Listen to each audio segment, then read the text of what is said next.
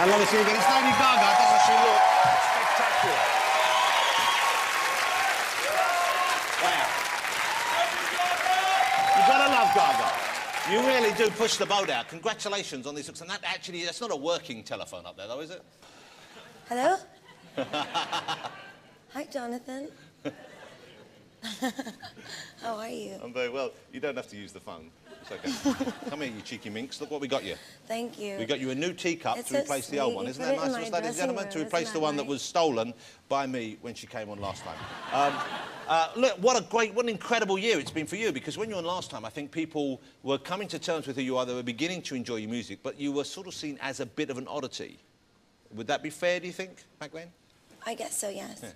And now, I think they maybe came to wonder what all the fuss was about, and now they love what you do. Oh, thank you. Thank you so much. It must be very satisfying for you. Well, I really love my fans. I really love my fans. And one of the most exciting moments has been just this past week. I played at the O2 Arena, and it was sold out with the most beautiful, amazing costumes and dancing and sweating and singing, and I just love my fans so much. But that's what the incredible thing is, because I've only seen photographs of this. I'm going to go and see you because you're coming back here in May, I think, for some more dates. But you see people go to the Lady Gaga concerts dressed, not really like you, but you kind of inspire them to become glamorous, I guess, to be... There's some people there. I know that looks like an outtake from Little Britain or something, but that's just a couple there. But people just go crazy, don't they? They really... They're great. And I guess that makes part of the fun of the show. The whole thing is them as well. You won 3 Brits this year. You were awarded 3 Brits. You got 2 Grammys. Is that right? Yes, 2. That's incredible. Thank you. He's so nice this year. Well, I was trying to be nice last time. I think you didn't expect me to be quite as good looking or something. What was it? What happened? Yeah, terrifyingly good looking. Yeah, there you go. Thank you.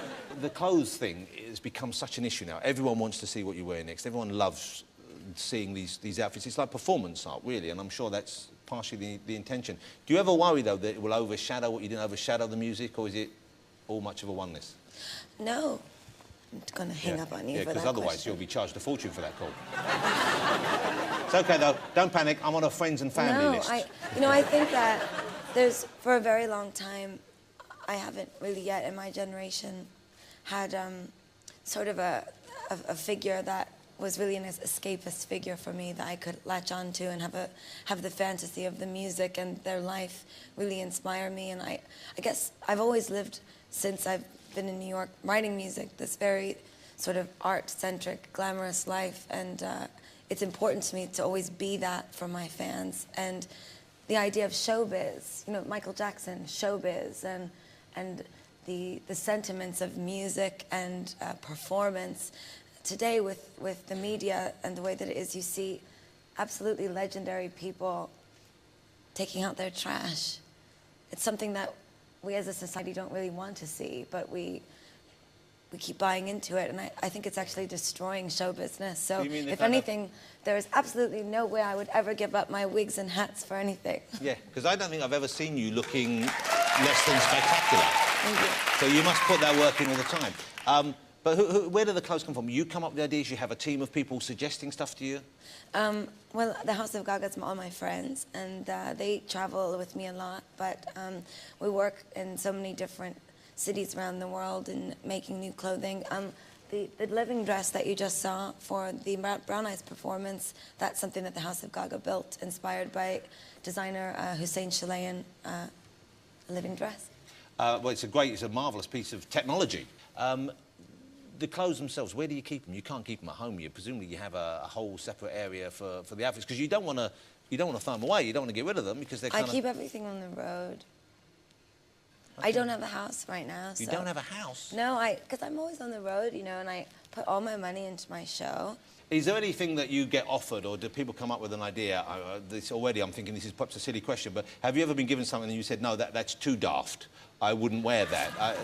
I can't imagine that's the case, but well, have you... Sometimes people do make things for me that, you know, I guess I don't dress for the sake of something being over dramatic or over exuberant. I really have very specific things that I like. So sometimes people do make things for me that are quite crazy, and I don't think it looks like fashion, so I don't wear it. Well, the hat, you know, once I got over the initial shock, now I'm looking at the telephone hat and thinking it looks really cute. Thank you. You know, it's a really nice look. And the lobster thing, It's even. Philip Tracy. He made that one too. Yeah, if someone had said to me she's going to come out with a lobster and peeping out in between the front prongs or whatever they are, you would think, well, that's going to look daft. And it does look kind of odd, but it can't, you work it. Philip Tracy is wonderful. He made this for me today. Okay, well, that's incredible. And that's quite, do you go to him with a specific order? Did you phone someone? Well, obviously, did you call them and say, I want a hat like this? I asked him to make me this hat because I wanted to talk to you through the whole interview through the phone, and just in case you weren't nice to me, I was going to hang up on you. I see. Well, you're hanging up now. Does that mean I've not been nice, or that's just to explain? Okay.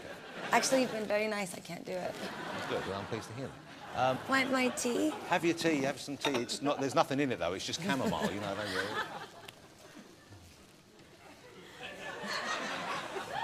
It's interesting, I think, that you're talking about no one inspiring you, but you are now inspiring, I would have thought, the tens of thousands, hundreds of thousands of people to maybe be a bit bolder, to be a bit brasher, to be a bit more adventurous out there. And that must be, I would have thought, what a thrilling thing, because you were inspired and now you in turn can inspire others. Well, you know, in reality, I can't really expect everyone to dress like me, and I actually don't at all. Yeah. That's not really what it's about. It's about be whoever you want to be.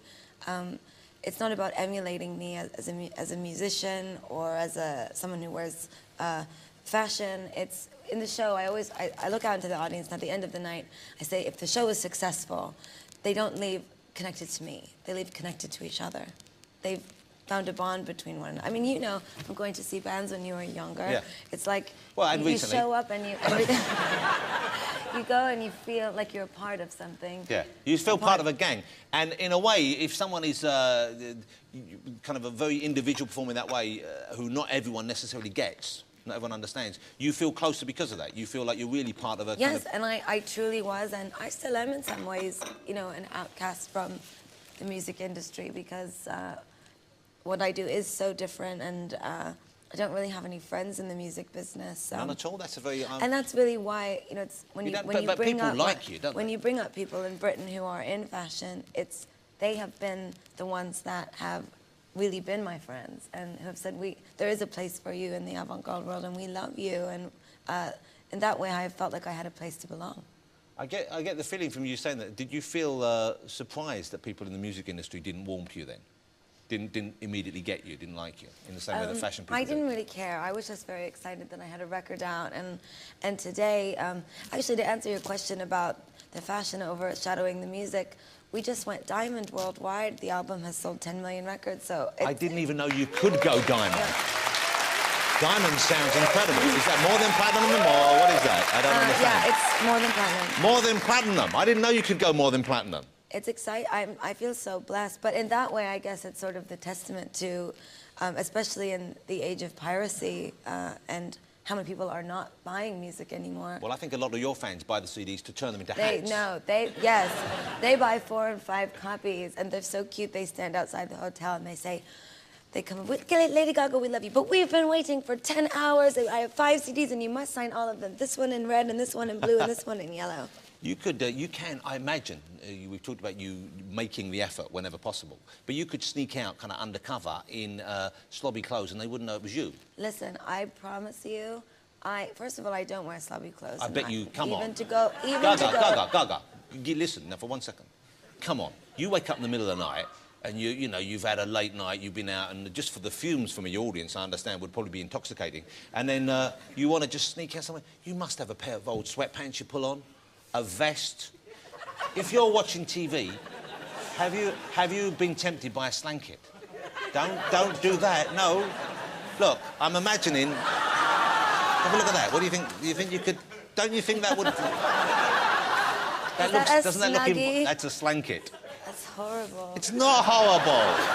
Actually, Right, it's a bit horrible. Something funny though. On the Monster Ball tour, we make these for the guys that rig my show, because they get cold sometimes in the arena, so we have little, we call them Snuggies. Snuggies, so they're walking around like all-in-one blanket suits. It says Monster Ball on the front. Wow, well, like, you have to send me one of those. But I don't wear, it's fine that I don't, do I have to dress that way? No. No. But I'm saying... It's all right to be different. It's fabulous to be different. Everyone who's watching. You know I'm not saying, but I'm thinking I would like to see, could you conceive of coming on here one time and just show us just maybe sneak out for a second at the end and wave, just wearing whatever you normally wear when you've fallen out of bed.